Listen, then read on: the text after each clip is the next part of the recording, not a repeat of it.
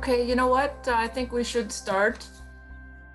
So thank you everybody for coming to our four-part series of workshops, traditional parenting. I just want to thank Janet for facilitating and sharing her knowledge with us. Janet came to the community a couple years ago, and it was a very wonderful, enriching workshop. So Janet is a life coach, a trainer, and an owner of her own consulting business. She's a mother of 4 and a proud grandmother of 8 children. Janet is a passionate speaker, sharing the gifts of teachings, language, culture, customs, traditions to help us awaken the spirit in us. We have 4 sessions. Today we're going to be doing traditional parenting. Our next session will be Fatherhood is Sacred, Plant World, and Decolonizing Our Diet, Taking Care of Spirit. At the end of each session, there'll be time for questions, and we are recording the sessions as well because we have some parents who weren't able to attend. Okay, Janet, did you want to get started? I can't hear you, Alice, if you're... Oh, no. Can everybody hear Alice? I can hear Alice. I can't hear. So it sounds, yeah, I sent her. But you can all hear me? Mm-hmm. Okay. Well, give me a thumbs up, Alice, whenever you're ready for me to start. Yeah. Okay, all right. So sorry about this delay. Everything seems to be updating here this morning, and I tried 2 computers, laptops. So good morning to everyone. Well, it's morning for me here. It's a little after 11. And my name is Janet Fox, and I've been to your community twice. So I always remember about those little black bugs. So black flies, I believe. Yeah, dangerous, I thought. So I have been doing Zoom workshops. I haven't been traveling, I guess, suppose nobody has. And today we are reopening in Alberta, so it's quite interesting where people have started to book for in-person. I believe people were very looking forward to doing the Zoom workshops, you know, to stop and go in person. So I have been doing this work for about 20 years. It is a passion for me. And the reason is because I didn't have any parenting skills. And when I started to raise my grandson, he's 21 now, is when I wanted to do it differently. It gave me a second chance to reparent. So when I started to raise him, I started to visit elders and parenting groups and to find out why he had certain behaviors, because he'd experienced abandonment, he'd experienced trauma.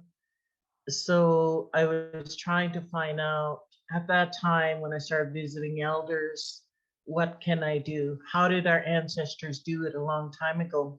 So it's been an interesting journey, and also how in the past couple of days, it seems like there has been a reawakening due to 215. And I've been getting many requests regarding traditional family parenting, although I've been doing it for a long time. However, I really see that child and family services, parenting groups, they're really seeing how important traditional parenting is. We can never totally live like how our ancestors lived a long time ago. However, the values and the teachings are still the same. We have different teachings right across Canada. Some of them are universal, and this is what I will go through today. And the main focus of traditional family parenting is about understanding about attachment and bonding. Our people have always known that when you raise a child holistically, this prepared them to make positive choices, healthy relationships, healthy children, and leads to healthy communities. So how we can prepare the young people today is by teaching them our language, teaching them our teachings as much as we can, And it's time to reclaim that knowledge and provide and implement programs using our indigenous philosophies. There was a prophecy that I used to hear when I was younger and never really understood it until in the past couple of years. It seems like it has more of an important meaning now. So it was prophesied that there would be a time that our people will be strong again. And this shift that has happened in the past, especially in this past couple of years with the pandemic, it's like we've had to reevaluate our lives. We've had to change our way of thinking, and we became still. And that stillness is about our own journeys, thinking about our own journeys and what it is that we can do. We have a group called Fireside Chat on Sundays, and I have a friend that speaks, and sometimes he works with me, speaks about how the reawakening of the whole world, how the pandemic brought us down to its knees. So a lot of good things have happened. Although we've had losses due to the pandemic. So some of the good things that have happened is that people have gone back to learn the ways of our ancestors.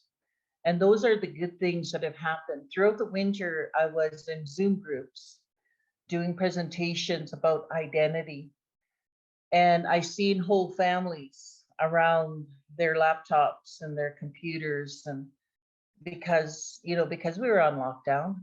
So it was, I'm gonna have to, is there a co-host? Because there's somebody that wanted to get in. Yeah, so We've let allowed me her know. in. I can't hear anybody. I'm not sure why, but as long as you can hear me. So yeah. So anyway, the fireside chat that we have on Sundays is about speaking about what can we do now? Like, it's time, we have to move. This is just the beginning, I believe, with the how 215 reawakened again, but also the trauma. And it really tells us that healing needs to happen within our communities. How many people were triggered regarding residential school? And I went to residential school. 4 generations in my family went to residential school. So when I first found out about my behaviors, I always wondered when I was growing up why I didn't have any teachings, no parenting skills, low self-esteem, anger. I didn't realize I had carried intergenerational trauma. So it was when somebody gave me the history of residential school, and I don't know if this is something that Tamagami wants to listen to, is about the history of residential school, because we had residential schools right across Canada. So, but it wasn't until then when somebody gave me the information regarding, I finally understood me. I finally understood where my behaviors came from, why my parents had addictions, and why did I grow up in a broken family system. So so many good things I believe are really going to happen for our people. So when we raise children and grandchildren with these powerful teachings, this is where the change will happen. I believe we already have had change in the past number of years, but we are only 6 to 8% of each provincial population, but yet we fill up all prisons, we fill up all child and family. The statistics in each province is huge, and that number grows every year. That really concerns me. So residential schools are 150 years ago. That has been the most damaging for our people. That trauma carried on to the next generation. So prevention is the key to a lot of it, and healing. So that, and also we need to start teaching the young people at an early age. I've been to over 300 communities in Canada, and where really concerning for me is the health of our people, but also I would see mothers at 12 years old and 13 years old because nobody is teaching them. And I believe it's our responsibility to be able to do this. And most of my work is about how we need to keep those teachings in the community, and how we have done it in the past, this past couple of years, is every home to have a teaching bag. So in the bag is that we have all the teachings in there. In my bag, I have dolls, moss bags. I have a small tikinagin. I have baby rattles, baby moccasins, teaching cards. If I forgot what one teaching was about, then I can pull out that card and speak about it. This has become very popular with organizations because they're unique in the ownership of the community, that they start collecting all the teachings, put it on teaching cards. It's very similar to the, I have let, when I went to your community, given out the virtue cards, very much the same as the seven grandfather teachings. So an encouragement for each community, each household in a community to have this bag. We will never forget our teachings. So it is something that, an activity for a whole community to do. I use a lot of oral stories, and I introduce also many concepts of the Western world and the Indigenous worldview. Whatever science has proven, our people have always known this. But in the Western world continues to study us and do experiments, and it's something that, topics our people have always known. And these are the things that I will talk about: the birth teachings, the womb teachings, the water teachings. This is something that our people have always known from the beginning of time. As I started to learn, I started to realize that everything is all connected. And I became a believer, follower, practice the power of positive thinking, the law of attraction. Here it's connected to the water teachings. So the water teachings are connected to the belly button teachings, the umbilical cord, and these are what I will go through. So all of us are teachers. We are the next generation of elders. Today is our training ground. And I always tell people when I do this presentation, because we have different language groups, different land base, that's what creates the different teachings in each area, because of the land base. So we have different medicines in some areas, different language groups. And so I always say adapt, find out what your teachings were in your community. Some of the common thread teachings: don't play with fire is almost universal. All cultures were taught, don't play with fire. And the willow teaching is also about starting from the creation story, when Creator was making world. As he was making world, he would ask each plant, how will you work for me? So each plant that he made has a healing. And so when he made the willow said, I will not let anything negative come through me. So a child had to go get a willow. Some areas don't have this, but in case you do, children were never hit, first of all, because our people knew that you could hit out a child's spirit through the soft spot. And I use a doll for this when I do my presentations. So you could hit a spirit out of a child because of the soft spot here. So that one is almost universal. Another one, don't play outside at night. They made it sound like the boogeyman will get you. There was no explanation. However, most of us grew up with this. This has to do with the unseen world, which is the spirit world.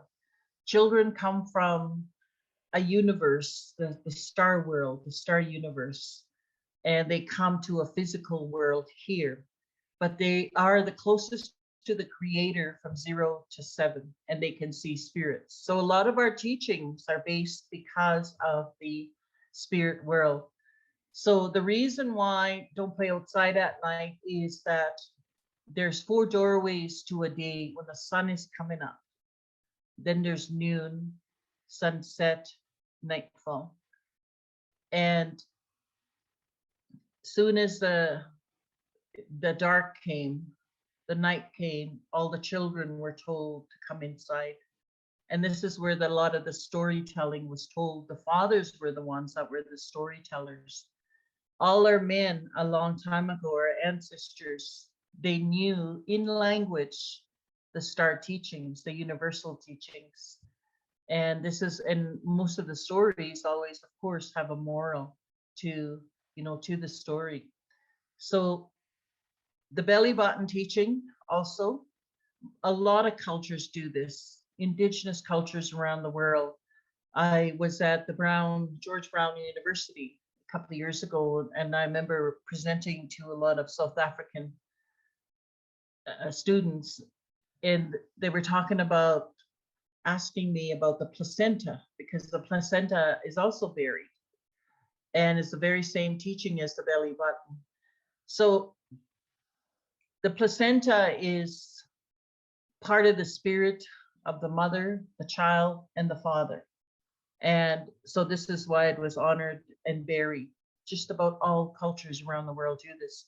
My grandson lived in Australia, met a lot of Aborigines, and he said that there were sites all over Australia, sacred sites, where from beginning of time that they have buried these placentas. And almost in my area, it was lost, where I just found out when I came home back to my community in Alberta that the hospital, our local hospital, did not allow the mothers to bring that home. So these are what I will cover today. I'll cover the cradle board, the moss bag teachings. We are all facilitators. We lead people to healing, and that we are all brought here for a reason. The Creator gave us gifts. He didn't send us here empty-handed. This was a set time and place to why we are here. We have come to teach, but the gifts that we have been given, those gifts are not for us. Those gifts are for the people that we have come to help.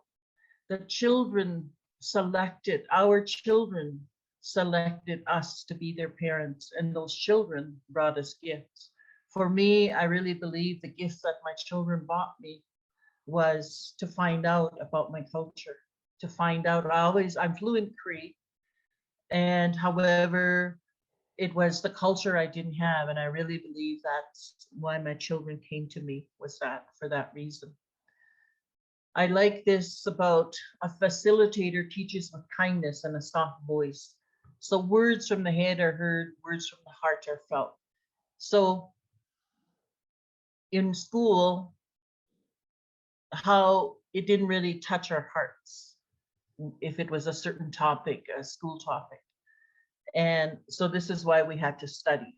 So we'd be just studying last minute when we had exams, and because it didn't touch our hearts, so we didn't retain it. However, when we speak in such a kind way, our spirit, our words have a spirit. And to always remember that. For us in residential school, we were taught with harsh words. And this is why we never learned very much, in residential school. So we strayed from our teachings, and this is a big part of the reawakening. People are realizing that we didn't teach enough about our teachings, and we live in two worlds. And my friend Gerald Auger talks about, and we forgot the most important. The most important was that we forgot the creator first in everything that we do. And he said, this is why the whole world is in such chaos right now, because we forgot. But we live in two worlds. However, it's that balance that he's talking about. So traditional parenting is, until we go back to understand how our ancestors parented, to me, this is where that change will happen. A lot of children were raised this way. However, generations, due to disruptions in our lives by colonization and residential school, the effects that we're seeing in our communities, our urban centers, due to the history of our people, and it's the root causes of why we have high statistics with our people with addictions, family breakdown, child welfare, FASD. And so it's prevention when we recognize how powerful our systems are. So a lot of the teachings come from an ancient time. It's traditional parenting is to strengthen cultural identity. Understanding bonding and attachment is the key also. Forms the basis to build balanced, healthy children. Understanding when there's a disconnection, how it leads to emotional problems and violence. And this is one of the reasons here, this part here, how my grandson was only 2 when he came to live with me. But I could see the behaviors he had, and it really concerned me. So this is why it really pushed me to understand about bonding and attachment. So toxic stress in children affect their brain growth, and it leads to chronic disease, addictions, cancer, suicide, diabetes. The importance of bonding, it shapes an infant's brain. By age 3, the brain is the size of an adult brain. It's about secure attachments. It will affect future generations on how you interact with other people as if you don't have that bonding and attachment in those early years. This is my grandson here, and he's 21 today. This was at his initiation when he was 18. And I remember speaking at his initiation, speaking about how Creator left 10 things for the men. And my teacher only had time to speak of 4. But I spoke about this because the transition that he made from child to youth, that he has to think differently now. His emotions, his spirit has to mature with his age. But I spoke about the 10 things that the Creator left on purpose. So the 10 things, the 4 that he had time to speak about was when they teach rites of passage to young boys. They speak to the young men about the utmost respect for woman is overall the main teaching. Then he went to speak about the 4 things: the poverty, the hunger, the laziness, and lice. So he only had time to speak of 4. So first 3 was about, if your life is so easy, you're not going to want to get up and change your life around. But if you're hungry, you're going to want to go out and feed yourself. You're going to want to, sustain yourself, become independent. And the lice was about self-care. So if a young man has lice, then he wants to do self-care. So we plan on doing the other 6 at some point. But I believe the rites of passage is an honoring for young people. You're going to touch their hearts when you do a rites of passage for young girls and young boys. This is his adopted sister. They're very close. My grandson, I just seen him Sunday. He's in Calgary. They're doing a movie there, the Predator movie. And he has a part. It's just an exciting time for all of them. And then the rest of my grandsons are in there also. So he's traveled the world quite a bit, but I remember the anger he used to have when he was younger, especially in his teens. He used to always ask me, Gokum, where does my anger come from? Why am I so angry? So I would be very blunt with him and talk to him about attachment, bonding. I said, whenever you have a loss, you're always going to feel that attachment. So you have to forgive your dad. You have to forgive your mom. So he's worked on it. He's incredibly knowledgeable for 21 years of age in terms of culture. He traveled with me to communities since he was at least 3 years old. So it's rites of passage is so important for our young people today, because you're going to touch their hearts. Whatever they learn in that rites of passage, they'll always remember. So those early years, 0 to 7 are the most important. It can almost determine a person's future if there was trauma in the early years. So children of trauma become adults of trauma. Adults of trauma grow to be older people of trauma. And it's intergenerational. And we're all here to stop the cycle. This is the main part of the presentation in traditional parenting. I'm going to take a short break here in a little bit here. I'm going to switch computers because this is I know the sound. I realized today, I remember why I can't hear anybody, but it's good you can hear me. It's because that there's something had happened to my old laptop, so I'll switch it over when I have time. So this is the most important part of the presentation. This is a picture of a real baby, and it is the teachings that are inside here that is so important. The things that are happening inside here is all connected. The sound of creation. This is what a child hears, an unborn child, little spirit hears the sound of creation for 9 months. And so that's why all children have baby rattles. And this one is Quebec Cree here. And this one here is the kind that we make. So it's the sound of creation. All babies had baby rattles a long time ago. So sometimes we make these at conferences and at workshops. So I speak of Dr. Gabor Mate, and the reason why I speak of him is because he has acknowledged our teachings. And Dr. Gabor Mate says that First Nations people have always known these teachings. He has proven that trauma begins in the womb. So he was born in an era of genocide in Hungary, and he laid in a water of fear. So this is the natural movement of water right here, calmness, still, balance. But fear, when we have fear, our hands shake. So our bodies would shake. So a woman that is pregnant, when she's going through emotions and she's going through fear, that this water will be all over the place, will disturb this whole process of the development of the child in here. And I remember reading his book, and his mother took Gabor to the doctor. She told the doctor, Gabor is always crying.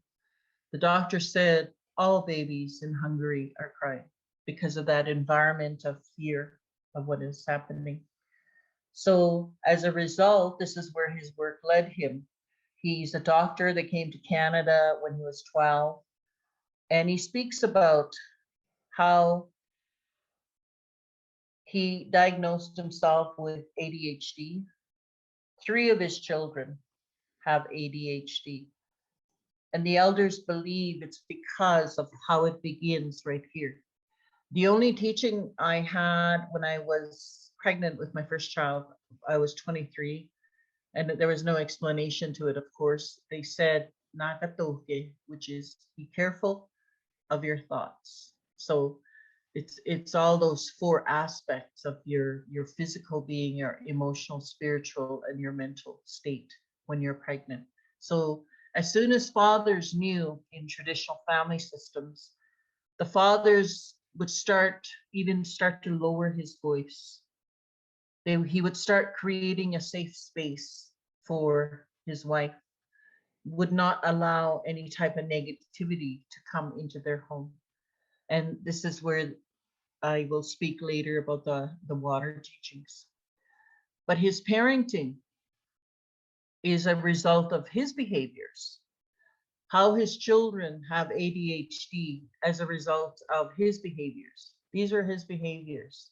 It was like walking on eggshells, because I can remember this when I was growing up. So one of the things that I can relate to, actually I can relate to all of these behaviors. a need to control. And when my grandson was 2 years old, I had to take him to daycare. I lived in Saskatoon at the time. And I remember getting a report about him. I was told that he was biting children. And so I researched, why do children do this? Is they're trying to control their environment.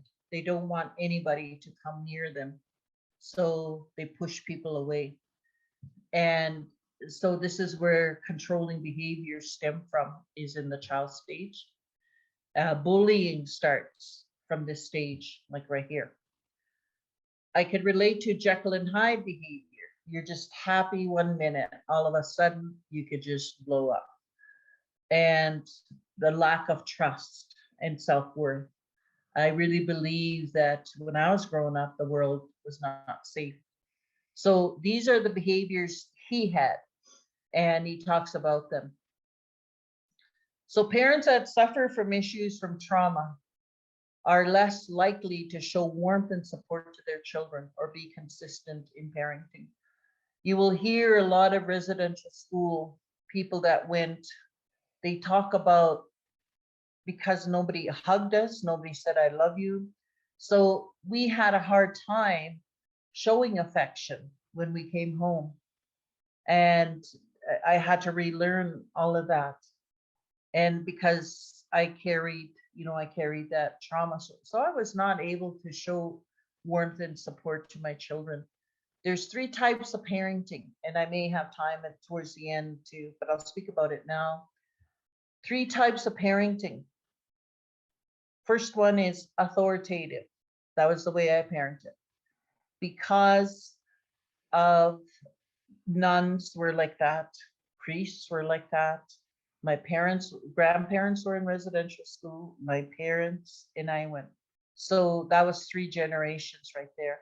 The 4th generation in my family is my son, but he went by choice because of the junior A hockey program that they had in Saskatchewan at the time. So 1 in 3 carry the effects of abandonment. And your parents could be there beside you, but if they weren't there emotionally or spiritually, that's a form of abandonment. And I hear a lot of people I worked with in the past, they used to talk about, my mother won't say I love you. My mother has a hard time hugging, or my father's very quiet. All these things, is because a lot of it has to do with those first 7 years of a child's life. These are the water teachings right here. And this doctor, Masuro Emoto, you can buy the book called Hidden Messages in Water. He proved, this is something our people knew. We knew our water has a spirit, but this doctor did all these experiments, and he was talking about creating a negative environment. So we all have energy. We have mostly water in our body. 60 to 80% of our bodies is water. People feel our energy. Our children, you can never fool a child with your energy. Pets, anything with a spirit will feel your energy. Pets won't come near you if you're angry. Pets won't even come near you if, well, they will come when you're sad and lonely, and they just seem to sense it. So it's the same with children. So, but the negative environment he created was, he had a vial of water. They yelled at this, said awful things to it, played heavy metal music to it, froze the water crystals, and this is how it came. So if you're a negative person, this is how your water will look. And it can be cleared up by changing your thought, thinking positive, and that's how you can clear your negative energy. So he did a positive environment, said words like thank you, prayer. You'll see it looks like snowflakes. It's not about perfection, but about balance. Our water always has to have this movement right here. which is the same as a traditional swing. And I'll explain that in a bit here. So water has a spirit, we say nipi. So it signifies life, and it's connected to the moon teachings. And this is where it starts, where how everything is all connected. And in the creation story, the grandmother moon, we say, Kukum we say, was given the task by the creator, and she was given the task to regulate the water on earth. This is why the tides move every full moon. And also now it's connected to the law of attraction. So our bodies are like magnets. Whatever we think about the most, we attract. So now I understood, when I started to learn Western world healing methods, really, eventually I realized that these were our methods. So being careful of your thoughts, how my family system would have been very negative because we didn't understand these. Nobody understood how the water teachings were and how the law of attraction was connected. And the moon teachings, so every full moon, 28 days, every 28 days is the same as a woman's menstrual cycle. And on the full moon, a lot of people cannot handle the energy because grandmother moon sends that energy onto earth, and a lot of people are really affected. And I always tell my children, if you don't need to travel, don't go anywhere on full moon. But also it's been proven more accidents happen on full moon, emergency rooms are full. So many things. It affects the minds and the spirit, especially to the men. So this is why when a woman is on her time, to be very aware of her time. Who is she affecting? Long time ago, world has changed, of course. Long time ago, it was total segregation, where she would be by herself. Her energy was so strong. It's like medicine. It's a ceremony that she goes through every month. So she was so aware. And I've always find this interesting where an elder said, this is why our schools are in chaos. Because a girl comes to school on her time, doesn't know the teachings of what she can do to protect others around her, is that the young men are so affected. Their minds are affected, their emotions are affected, their voices even can be affected because she has such powerful medicine. As a little girl, we were taught, don't step over your brother's shoes, don't step over your brother's, because that's a child stage. Because in the next stage, she would be on her time now. And it was very important that you were not to step over anybody's shoes, your father's utensils, tools, because you could take away the energy. A girl cannot pick berries, pick medicines during this time every month. It's that highest ceremony that she goes through, is because if she picked berries, she would kill the spirit there. One of my teachers told us once, and some of these teachers are so amazing, the way they say certain things, and it's such a, an eye opener. He told us that if a young girl is picking berries in Minnesota, the whole world is affected. The whole Mother Earth is affected by that because of that energy that she has. So these are why, to me, these teachings are so important to be passing it on to the young people. There's a word in our language. We have the same language group, your community and my community here. When I was going to a wake, I used to say, ni pepe, I'm going to a wake. So the key word here is nipi. Our languages are designed this way. There's always a root word in language. That's where the teaching is.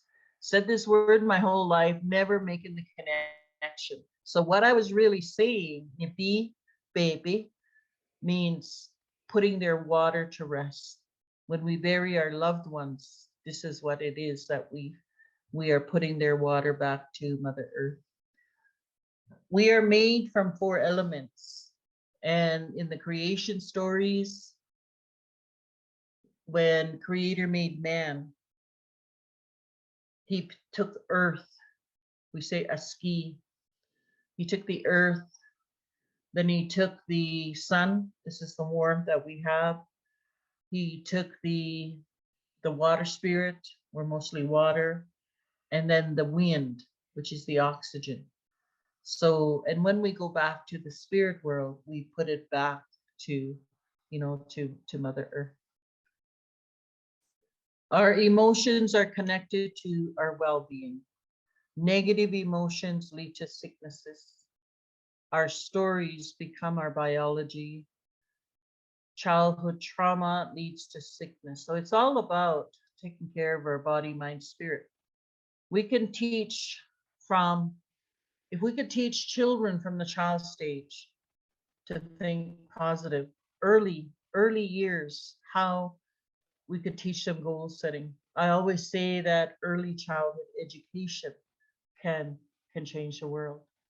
I'm gonna take a break right here and see if I can fix up my to get on to my other one where there is sound, because I may need to the sound. So 10 minutes. So it's 11:48. So well, for me, yours is 1:48. So 10 minutes, 2 o'clock for your time. We'll come back.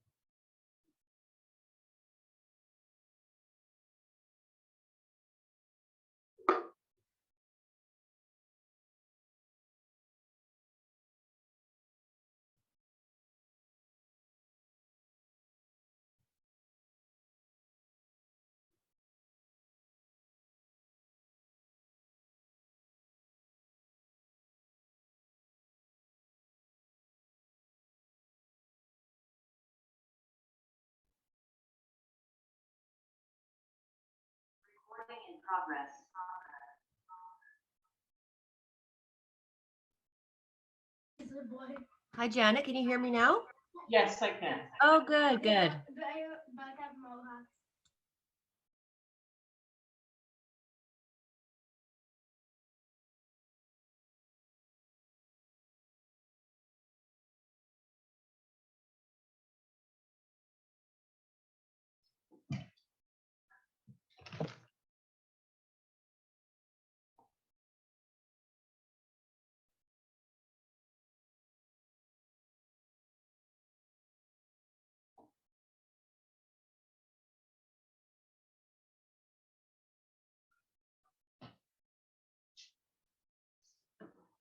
So I was able to change my PowerPoint also. Is it too loud now? So it looks like you're still in on both. I wonder if I'll log out. You know what? Sometimes if you just remove the audio, that works too. Oh no, it's a good Facebook thing. Oh dang it, don't fall the water. Oh, I got you. No, I know how to. No. Sorry. Alright, you said it. No. You were saying. You're muted. Is it better now? Okay, I was able to get off my other one. So, okay, I'm gonna grab some water here.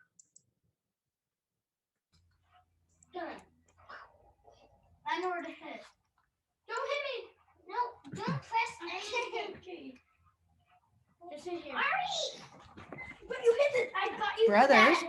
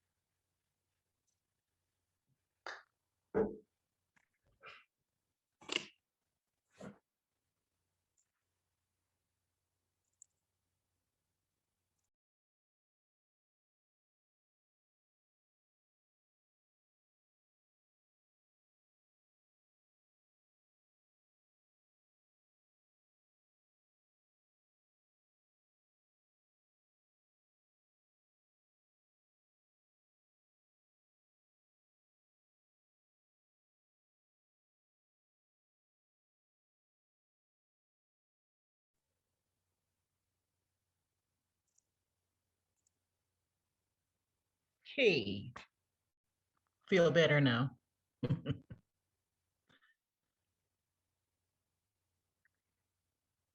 Nice to see you, Alice.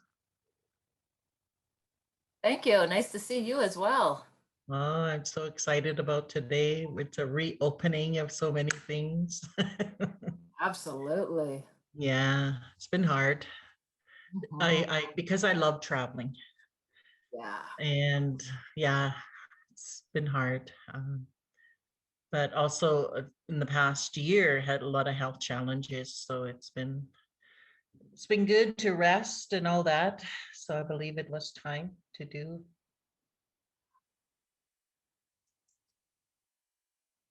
Yeah, because in no time you'll be busy traveling again. Oh, I hope so. I have a couple of sessions in the mountains, so looking forward to that. Okay, we'll start again if everybody's ready. I have updated my PowerPoint from when I was last in Temagami. And so actually had a lot of time in this past while to do it too.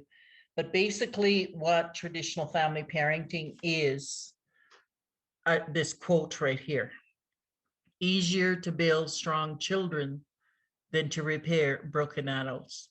This is a picture of my grandson, one of the twins there. He's 12, but he's almost as tall as me. It's just amazing. So I like that. Also have a picture of the teaching bag. And this is where the encouragement for each community to be a project for each is every home to have their own family bundle. And I did a session with North Bay Dokis. Is that how you say Dokis? First Nation? Dokis First Nation? So we just finished a session. I did one session just to explain what a teaching bag is, and also that session that night. The second one that we had was they were making rattles. So it was all Zoom, and it was quite interesting. So I enjoyed doing that. And then the teaching cards is that each nation to start making their teaching cards. And so you would explain what the placenta, teaching of the placenta, teaching what moss bag means. So right now I only have a set of 4 of these, and hopefully it'll be a complete set and to add in. Okay.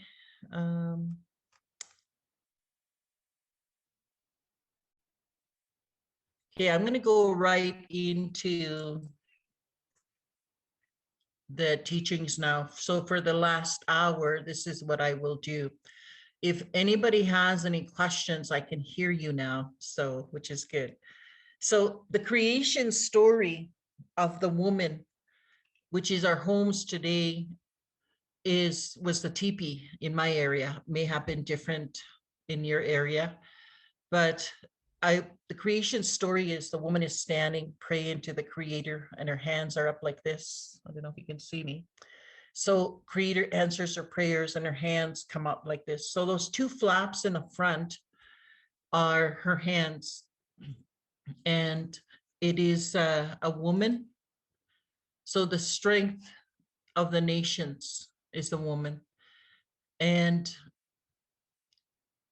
the parts of the teepee, there's 7, actually 9 pegs above the doorway to put the teepee together, is representing the 9 months of life. When you first make a teepee, you use 3 poles and you tie it up with a rope, and then you leave that rope inside. That rope inside represents bimatsuin, or the umbilical cord. And the stakes to the ground, into the ground, is the strength of a home. What are you teaching inside the home? So there are 15 poles, and each pole represents a virtue. The first 3 poles are the most important. The first pole is obedience. And that's why these tools were given to our people, is the tikinagin, the moss bag. This was the beginning of critical thinking. That's why obedience is the most important one of all. There's nothing to do because you're wrapped up inside. You have to start your mind starts growing in the womb. So when they're wrapped up, they have to start using their ears, their mind, their sight. It's the beginning of critical thinking. And the only way, well, not the only way, I shouldn't say this, but this was how our ancestors did it, so that children were wrapped up in here. They learned how to be still at young ages. So obedience is the first pole. So when you walk into a teepee, the first pole is obedience. And then the second and third pole are respect and humility. And they can only be role modeled. A child doesn't understand when you say to them, act with respect, act with humility, because they don't understand those words. So it can only be role modeled. This is why children start to imitate their parents. They start to imitate their grandparents. So the first three have to be taught by the time the child is 7, and then all the rest fall into place. I like this teaching. I recently presented to doulas and midwives, and there was a lady that shared this teaching with us, and she's allowed me. So the first time that a mother breastfeeds her child, she passes on her spiritual power, strength, courage, and kindness.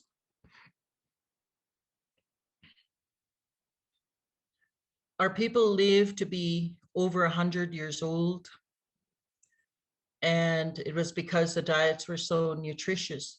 A couple of years ago, I started, I believe that's one of the topics that we'll be doing in the 4 sessions, is that decolonizing our diets because our health is not improving. When I first started doing this work years ago, diabetes was only with older people. Diabetes is now with young people. And that's on the rise. And a lot of it has to do with the foods we eat. Young girls are having their menstrual time at 7 and 8 years old in some of the communities. Again, the hormones in the foods, the chemicals, preservatives, and it's a topic that I really enjoy doing. So we'll do it throughout one of the 4 sessions. But a long time ago, because everything was from the ground, those diets were so nutritious, the animals would eat those, and then our people would eat it. And this is why our people were so healthy. It's almost like a protein diet is what our people had.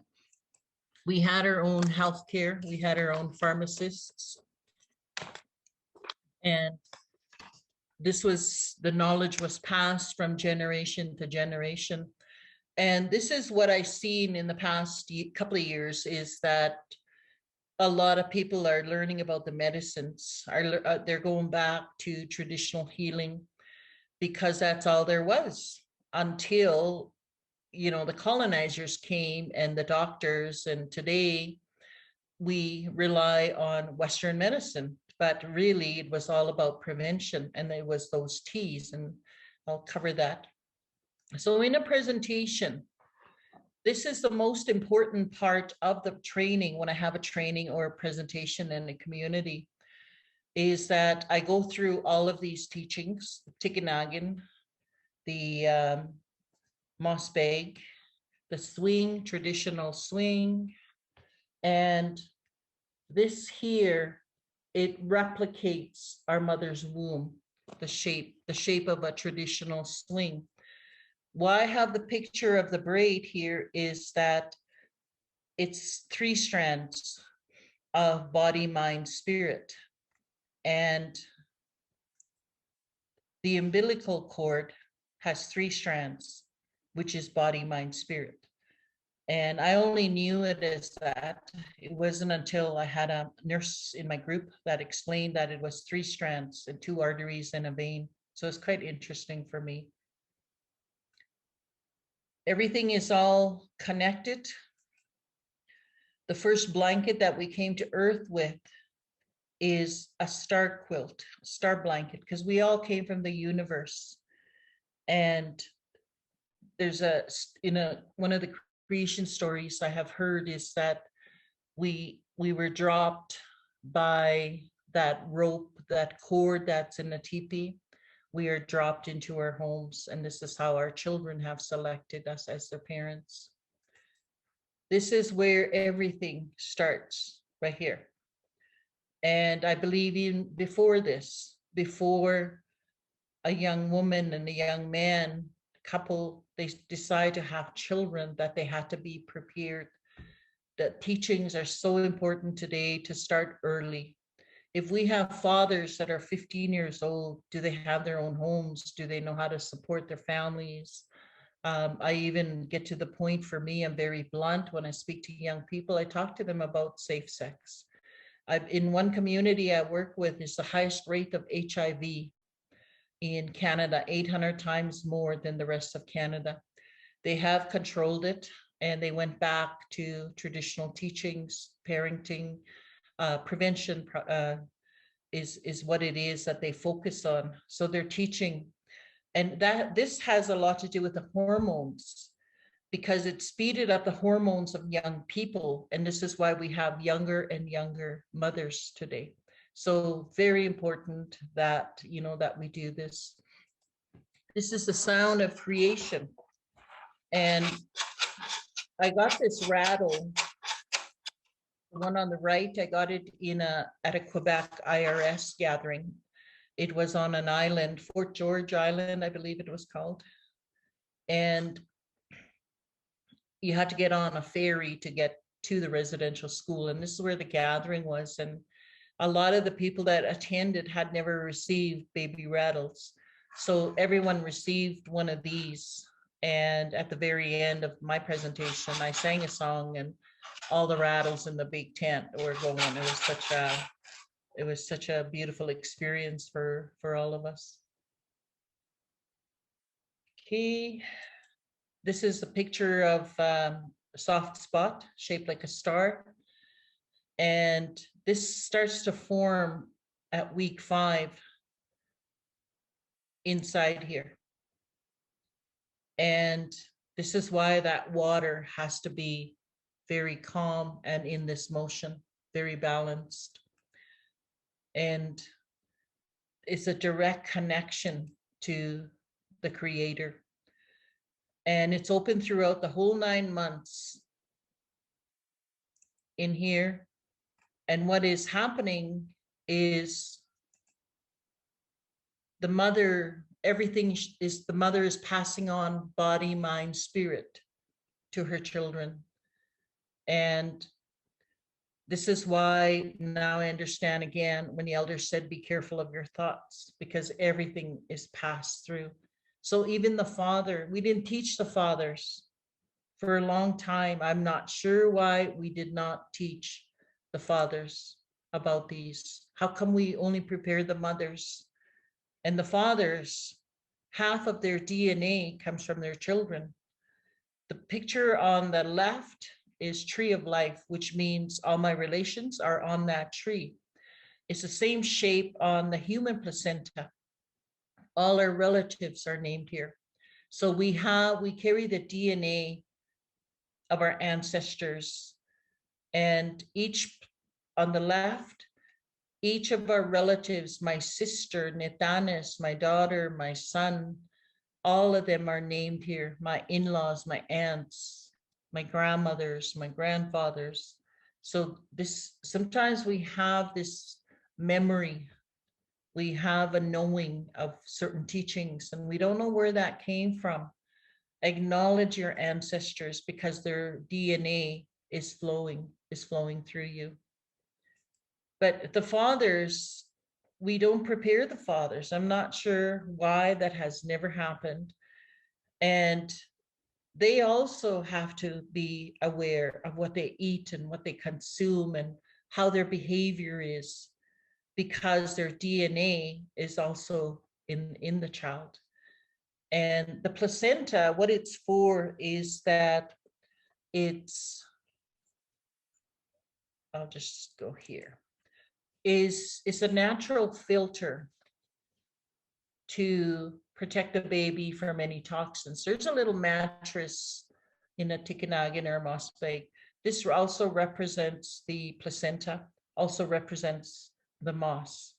But it's a natural filter to protect the baby from any toxins. But it cannot filter alcohol, drugs, and the stress hormone. And so the fathers, we need to really include them in the maternal child health teachings, because it's how important that is, that they don't have alcohol in their system, that they don't have any drugs in their system, because we don't know. We don't know what the father is. Can the father pass on all of that? And there's controversy, about that. We have high rates of FASD in communities. And I listened to a doctor at the National FASD conference in Sault Ste. Marie. She was a medical doctor, non-Aboriginal, her husband, non-Aboriginal, also a doctor, but both alcoholics. They had 3 children, and she said that in their culture that it was common growing up that everybody always had wine when they ate, and alcohol was always present, she said. So I became an alcoholic. She had 3 pregnancies, and each pregnancy, she said she always fell off in the first trimester. But her last child was 12 at the time when she's telling this story. The last child was very severely affected by features, behaviors of FASD. And he was in and out of the hospital, and he asked his mom one day, why am I always here? Why am I always sick? She said that was my moment. I had to tell him that I drank throughout my pregnancy. So today she's an advocate. Actually, I didn't finish the story there. When the young man asked his mom about that, she told him the truth of that she drank. And he says, it's okay, Mom, I still love you. It was such a, not a dry eye, in the conference when she spoke about this. I also recommend my friend, I grew up with her. This is her work today.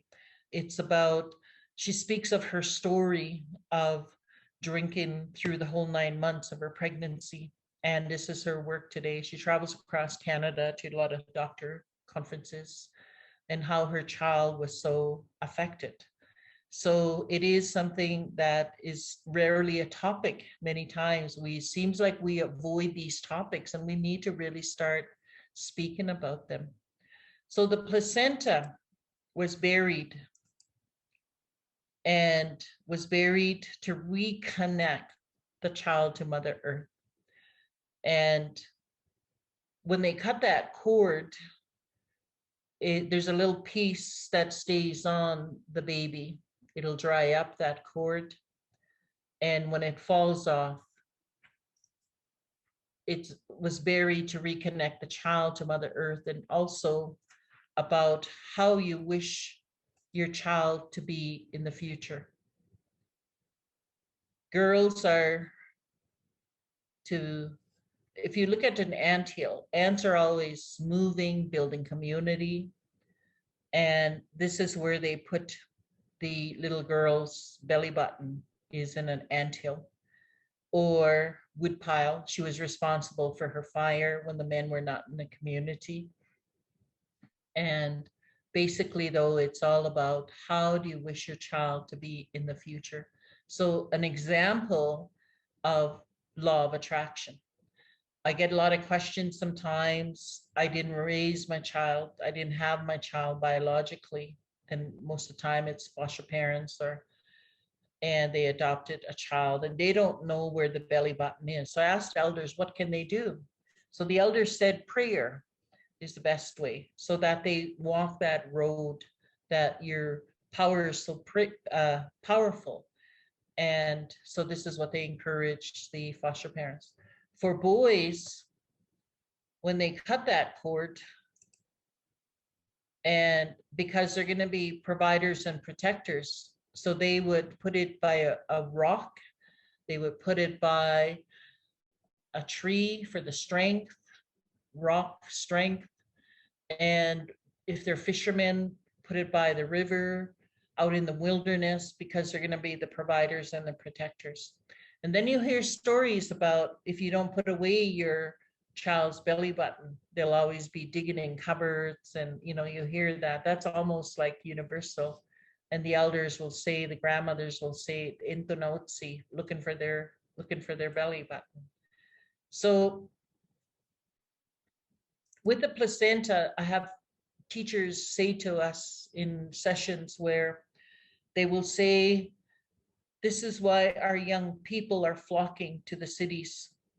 They've gone to search for the part of their spirit, which is part of the placenta. So with the soft spot, I didn't finish there. It forms at week 5 and it's open throughout. And the brain starts to function at week 10. So everything starts in the womb. And when the child comes into the world, it's open and it starts to slowly close up. And at 13 moons, 13 months, that it becomes a pinpoint. And this is where for spirit to come in and out of. And so it was very important to always keep that, that area clean. So there's a pinpoint in all of us right now. The best way I can describe spirit is when we're moved, and our arms or hair just stand up, or the back of our neck, our spirit is moved. You can just feel it, or we cry. That's part of our spirit. And that's the best way I can describe spirit. Okay.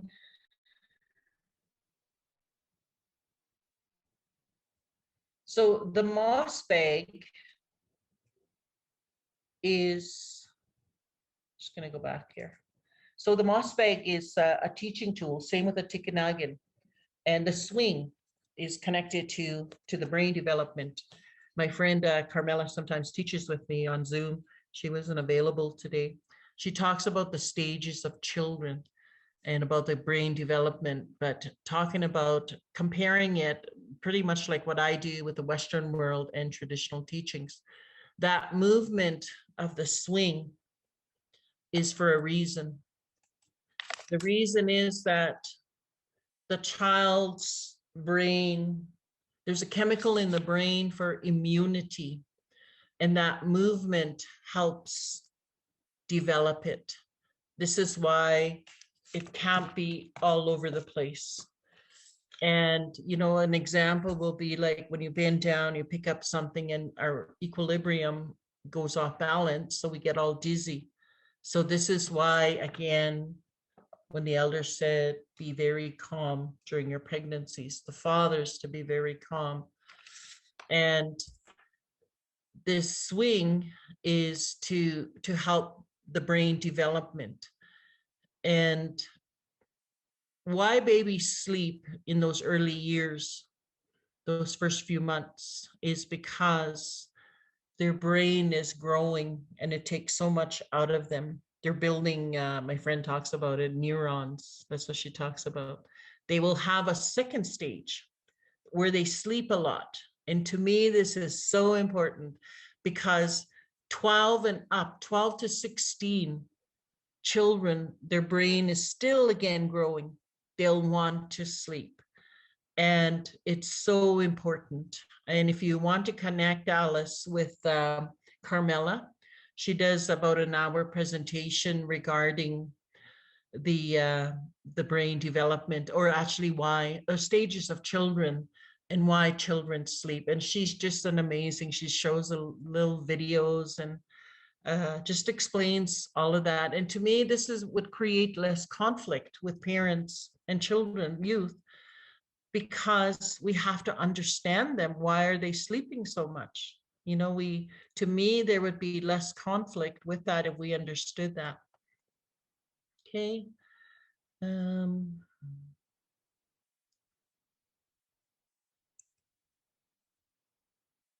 So here, this is a Mari baby. It was it was an article that I was reading, and so I took the picture, but I didn't realize that word there, that love.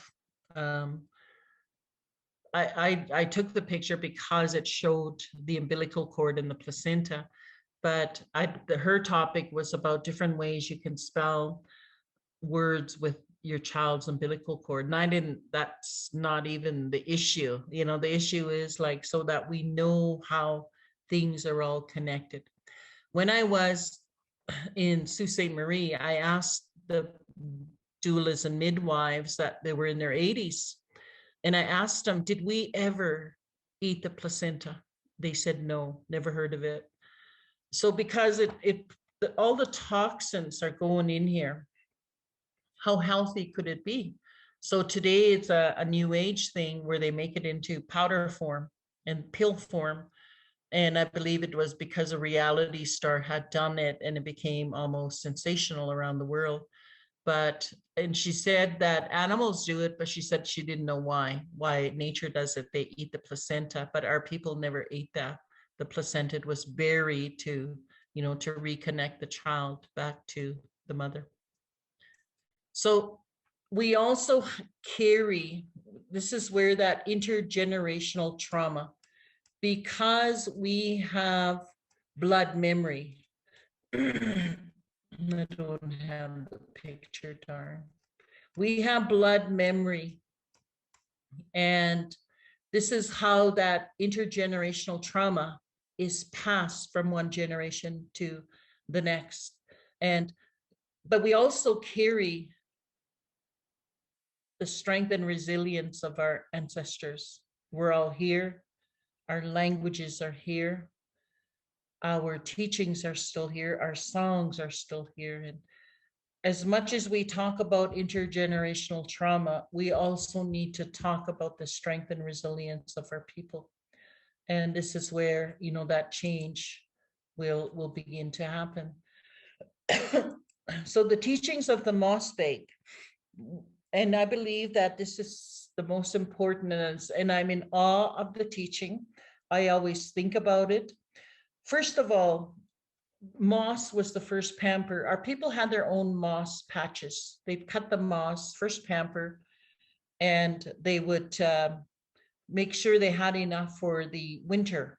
So they have big, huge, if you ever see old pictures, archive pictures, you'll see the mothers or grandmothers carrying moss because it's so very light. And so, and it's also absorbent, the moss, very healthy at the time. Just recently, a lady, maybe in her 30s, they still go to the trap lines. Her parents still go on the trap line, but she was a baby, so that'd be 30 years ago. She said that she asked her mom, how come if you never came out into the city or town to buy supplies, what did you use for Pampers? And her mother said, we used moss. So it was really interesting, to hear that. I have a ton of moss right near where I live. My son took some out for a project that my granddaughter had, and the moss was probably like this thick. It was very light, it was very wet though. But she was using it for a science project to make a cooler for her project. So moss was the first pamper. And the most important teaching I ever received regarding this was the nervous system is not yet developed. And in those first weeks when a child is born, a new child is born, they have those sudden glitches. They have no way to control themselves. They're not designed yet to control themselves. So in those first weeks, all of a sudden they'll have a twitch. And the elder we worked with was fluent Cree, and all she said to us, and then we had to speak about this after, was the baby can hurt themselves because the brain development is connected to the nervous system, connected to the spine. So she said if the child has a sudden movement like that, could take themselves out of balance. And a long time ago, they say there was no such thing as ADHD. There was no such thing as autism. And I believe, for me, from what I have gathered from the teachings, it all begins right here. And how a child is raised after, but how everything is raised right here. I speak of two studies in my workshop. One is the ice storm study that was in Quebec years ago. 40 days, the power was out in some areas. And so the women that were pregnant, of course, went through so much stress and trauma and fear. So their water would have been going all over the place. And then they studied the children that were born at that time, young adults today, and how many of them had autism. Many of them had ADHD, suicidal tendencies and depression. And so my son sent me that, actually, the study. And then most recently, a couple of years ago, I was in the Fort McMurray area. And this is where during the fire, my friend, she was pregnant at the time. She I happened to be in her community. She said that they only had like 5 minutes to get out of Fort McMurray. If you remember, some of you remember that fire. She said that I was just literally shaken. I was in such fear, she said. And she said she was quite, she was about 8 months pregnant, and she said I was so huge, but I was in just fear. And so her daughter was born in Edmonton because they had to evacuate. And she said, here, my daughter, she's 4 years old. She's part of the study that they had. They're studying the children that were born at the time of the fire. Her daughter has autism.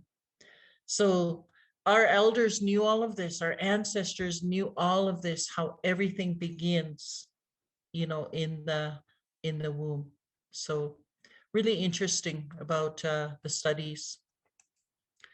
So the prevention is having strong maternal health programs, parenting programs, giving the rightful role back to the fathers. They had equal nurturing role in traditional family systems, needed to include the fathers. When the healing movement began, it was only for mothers and children. We forgot the fathers. So this is a new trend that is happening in communities where they're including the fathers in workshops now. Creating the awareness of attachment and bonding, and creating awareness of what happens when there's a lack of bonding.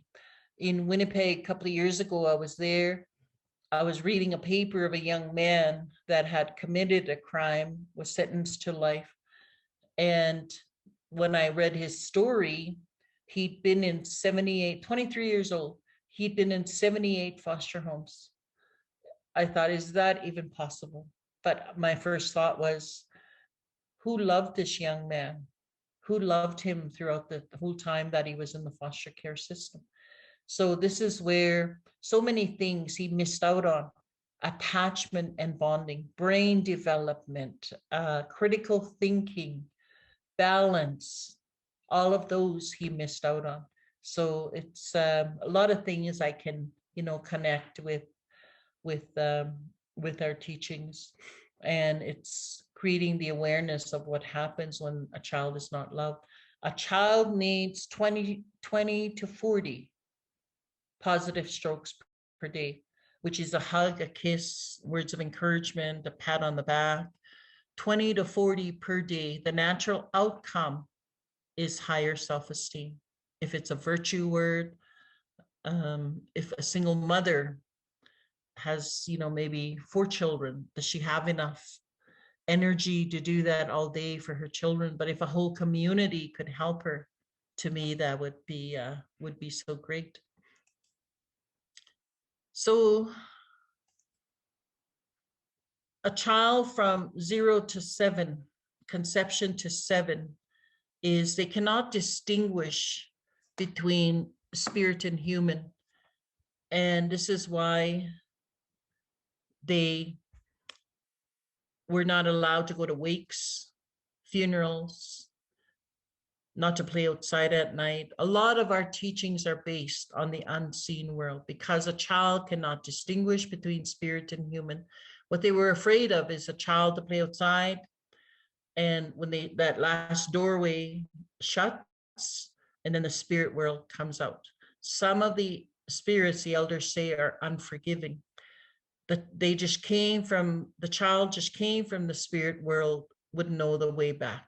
So what they were afraid of for some of these spirits is that they could take a child with them. It wasn't their time to go there, so they're stuck here on earth. So they could take a child with them and say, show me the way home. Same with wakes and funerals, almost chaotic here for many years in my community, where they started not to heed these teachings. And so they would bring children to wakes and funerals, pregnant women not to be at wakes and funerals. Again, it's all about the child is in a spiritual state. And so the person that passed away could take a child with them. So in my community, they put the black thread.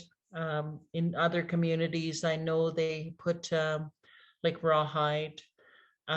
Why black thread is it wards off the spirit. And we never always had black thread. So I asked the elders, what did we use prior? Said that they would put just that rawhide, just to ward off the spirit, just to let the spirit know that you cannot be near this child. So children all over the world have an imaginary, friends, best way I can describe it. They're not imaginary to the child. We can't see it.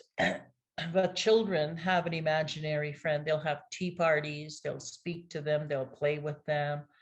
And we hear stories of little people. And many times it's the little people that have come to protect this child. Could be an ancestor. If you ever see the movie Heaven is for Real, but I love the movie. It just clearly demonstrates to me the story of the spirit world. So if you ever get a chance to watch Heaven is for Real, it's very much like, our teachings. There was no baby blues a long time ago after a mother had her baby because that placenta was buried. People asked me, who can do this ceremony? Anyone can do it. A mother, father, grandparents, anyone in a community can do it, to go bury that placenta deep into the ground so that the animals can't dig it up. Okay. So that soft spot is, a long time ago, the grandmothers knew how the soft spot was moving. They could tell the health of the child. If it was moving really fast or really slow or indented or even up, they knew that something was wrong. So today, some grandmothers still do that. And just to be very, always have this clean, not to have cradle cap, all of that was so very important.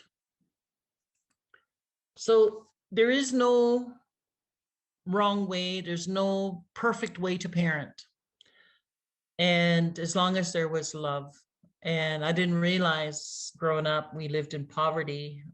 Didn't know it was poverty, but I had security. Although my parents didn't show affection, my grandparents didn't show affection.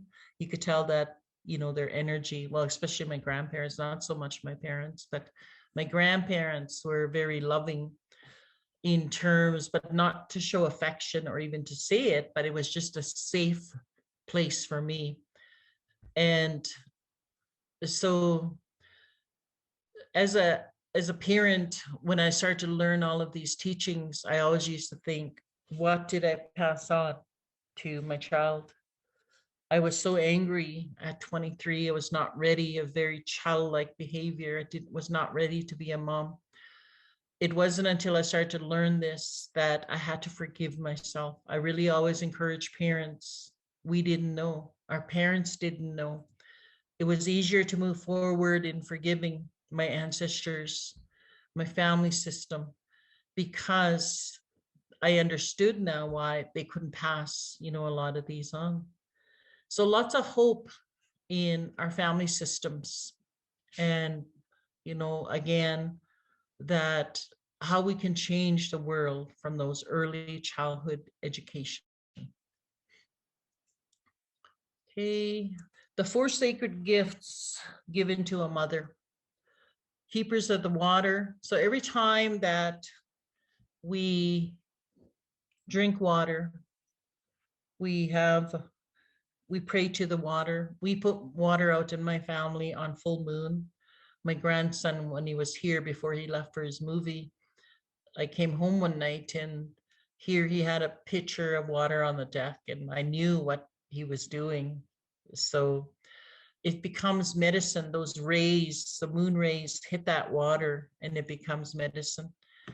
And also we were given the full moon teachings, the full moon ceremony. We did that in a women's camp here 2 weeks ago when it was full moon, and it was a woman's healing camp. And first time it's all about new moon, is about new beginnings, and it's a ceremony. So it was so timely, so timely for these young ladies that were going through healing. We were given the moss bag in Tikanagan, and we were given the traditional swing. And our dialect here is Wewe. The dialect in your area would be Meme, Memepson. And lullabies, most powerful form of bonding. And when I was in Arawapiskat, I always remember this story because it just made me so sad. It was a grandfather that spoke about how before colonization, he said, I used to see the fathers just rock their babies, sing to their babies lullabies. And he said, I'd stay up all night just to give my wife a break, and I'd watch all the babies. And again, that because of the teachings of the spirit world. And he said, after 1950, I didn't see it anymore. Colonization took over. And they started to follow, the Western world. And he said, we need to go back to that. We need to encourage the fathers to have that equal nurturing role. I had a granddaughter born on Monday, just a scary time for us. She was only a pound and 13 ounces. I just can't believe it. Like my son sent me, I don't want to look at the pictures, but he just sent me his palm with just a little pamper. I couldn't believe it. And so we've been doing lots of prayer. A lot of people have been praying. She's doing well. And, but my son, very hands-on dad. And so he's been putting the baby on his chest, just tiny. Oh my gosh, it's just amazing. And COVID, of course, they're very strict. We can't go. We can't, not in the neonatal unit, especially. So quite a time for us. And but he's got all these teachings. I'm so glad. And I'm so glad. And then before he had children, he was the one that would send me all these studies. And when he became a father, he knew about his behavior, his energy. So proud of him, as a father. So the role of the father, his role, the fire teaching, women are the keepers of the water, men are the keepers of the fire. 2 words to fire, isqueo mete, woman's heart. So a father's role, a man's role, is to take care of the woman's heart. He's to take care of that home fire, the fire keeper. That's why the men are the fire keepers. And to keep his family spiritually warm, the provider and the protector. The 4 sacred gifts given to a child when they're raised in the tools: hearing, sight, smell, touch. Also, moss bag is a natural discipline, and they're learning how to use their senses to become so aware. And that approach to learning changed as residential school came along, because all the children were taken away now. There was nobody to teach anymore. So that approach to learning, when I say the last 150 years have been the most damaging for people, because they had nobody to teach anymore. And then they lost all of the teachings, unless they were so resilient in remembering, and also the language. So it was all about critical thinking. We can go back to this. I forgot to mention, I did. We didn't have vaccination. Our people knew that hormone in the how do I say this? Released a chemical. There's that chemical in, it's a gland that Carmela speaks about, same thing, that how it has to always be in balance. And these tools help with that. Okay, so I was riding in a taxi one time, an East Indian man, and I was asking him about a swing, if they had a swing. And he said, yes, we do. He said that they do a naming ceremony at the same time and they're pulling the baby back and forth. He said, and there's very strict protocols to this. A baby didn't sleep here 24/7. And it would be very hard also for a baby, for the baby's back to sleep like this.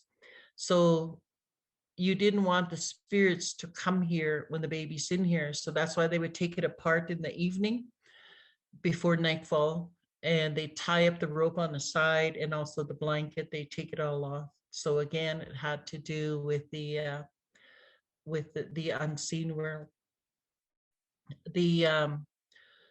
The lullabies, this is where they would sing them the most. People's first memories, a lot of people's first memories are in the swing. Okay, it's just a picture. That bar in the front was that if the child, because they were always tied up like this on trees, and it was their education was like a classroom.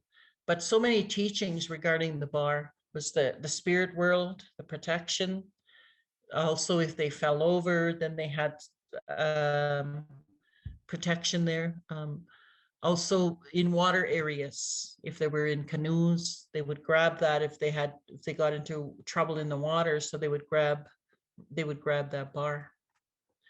So everything was a teaching that girls, when they were carried like this. I used to see my grandmother carry children like this. I used to think that was for convenience. Here it was for a reason. So the girls were forward, bonding, the language. She's also in a classroom. She's learning of her roles. She's looking at what her mother is doing.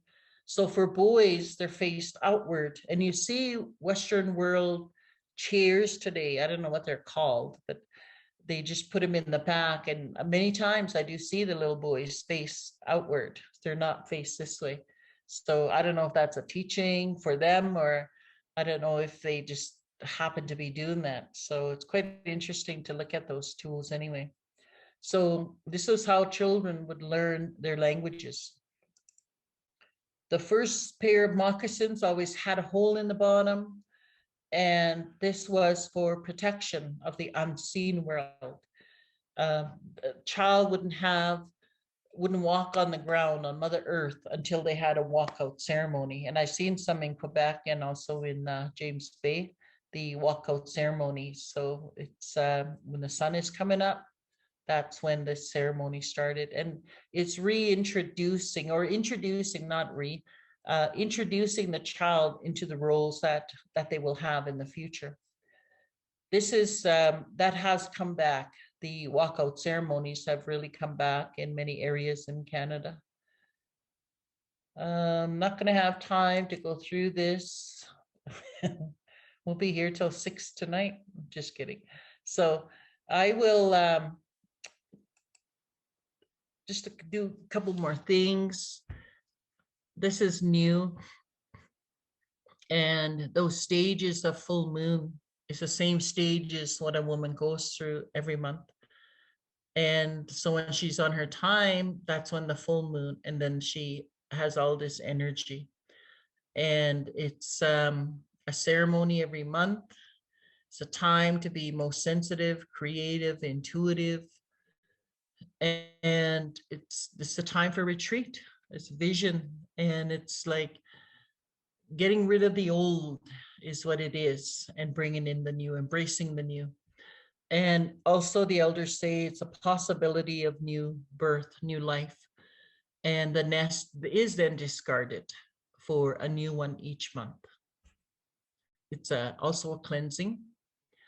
So I'm going to stop there. And if anybody has any questions, I can always go back to it. And just if anybody has any questions, you can unmute.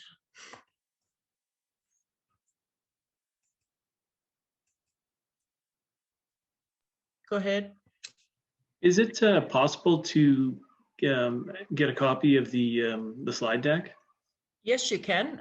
Alice, do you still have it? Yeah, I do have it. I do. I just I don't. If you updated like the one I have. I did. I did a big, huge update. And what I can do is I can send you. Do you have TP teaching cards? Yeah, I think I have one set. Okay. So what I can do, Robert, is send a USB to Alice, and she can. I've tried emailing it, but it distorts it when it reaches you. So I will not email. I will mail it, Alice. Okay. And then you can give out the PowerPoint. I have 4 PowerPoints on there, or 5 now actually. So yeah, you can do all that. Very good. Thank you. Yeah, thanks a lot. It's so much information, and there's a lot more stuff I want to look up outside of it as well, right? So yeah, it is definitely a lot of information. This usually takes 2 hours. We're doing in 2 days because now we have the other topics. Yeah, so if anybody else has questions. So in the next one, we do Fatherhood is Sacred in the next session. And not sure how we did the Alice, the 3rd and 4th. Yeah. The 3rd is the plant world. Oh, good. Okay. And the 4th is taking care of spirit. Yeah. So I will definitely do that to give you the PowerPoints for this. The TP teaching cards, there's a cost to it, the same with the teaching cards. The teaching cards are only a set of 4. And it's just a reminder, but just for you to see, I'll send a set, Alice. Yep. That way Tamagami could start making their own, start making their own sets. I think I've had CFS make their own sets. I've had maternal child health start making their own sets, and every family member has it. It's just a reminder, to when we want to speak about it. Yeah. Okay. A couple of things I do want to speak about is when I say Turtle Island is like the map of North America. And the top is Ellesmere Island and Labrador on my right. Yeah. At the bottom is Florida. The tail is Mexico, California, and then Alaska. So that's why we say Turtle Island. It's like the map of North America. Around the turtle are 28 markings representing the 28 days of a full moon, 28 days of a woman's cycle. Our people knew there was 13 moons. The calendar we use today is off. It's called Gregorian calendar. It's off. And this is why, to make up for the time that we don't know where it went, is because they didn't acknowledge the 13 moons, the Western world. But our people have always known, and our people followed each moon season. Different regions of Canada have different names for these moons. And it's a way of preparing, like, for the first month. Okay. So the original instructions we were given by the Creator was that I will give you Turtle Island, but in return, you look after the land. So our people were the first environmentalists, and the original instructions in the creation story is that sound of the rattle. That was the only sound of creation. He made tobacco first, the very first plant, and this is why tobacco leads the way. This is why we do the protocol when we give we give tobacco to knowledge keepers or to elders. And then all the other plants came, like the cedar, the sage, and sweetgrass, all of those plants. And then he made animals. And with the animals, he gave them parenting skills. And when he made people, the animals gave their parenting skills to provide and to protect to the children. So there's no other work more important than fatherhood and motherhood. Okay, so anybody else have any questions or comments?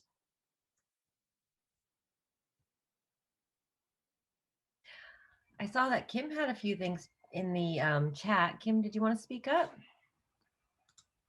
I didn't even see. Yeah. She mentions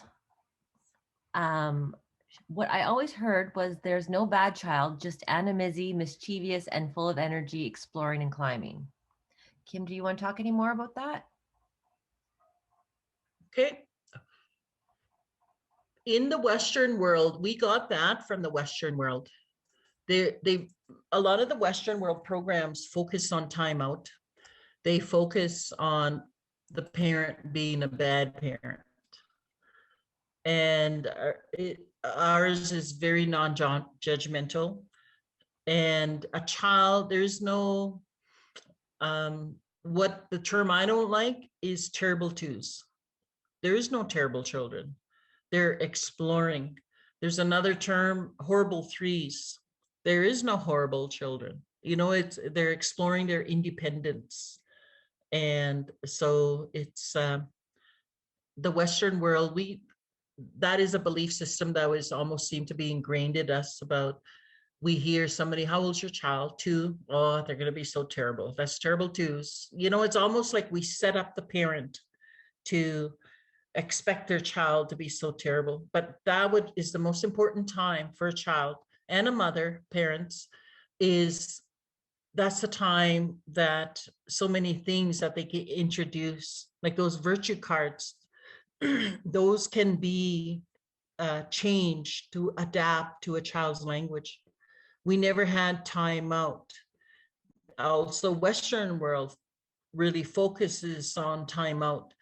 So if we could, they always kept the children in the circle in traditional family systems, but Western world, it's like you take the child out and you go put them in the corner or in their room. That is so damaging. And that would be the time to bring out those cards, speak to the child about the behavior or the virtue. So we have to really, we don't need to reinvent the wheel, but take out the ones in the Western world parenting that is very damaging for children. Hope that answers your over here. Yes. Okay. Yeah. I think because it was the older generation, there wasn't that mindset because no child was bad. That's they were right. just animism. Mm-hmm. Yeah. My gosh. They're exploring. Yeah. All right.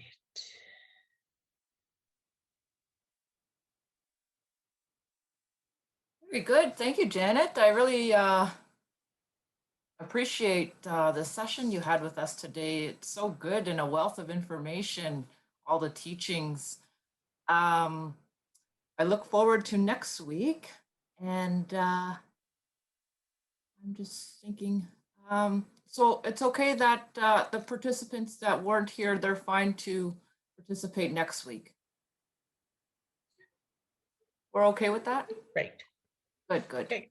And the recording is fine too. Yeah. Yeah. All right. Okay.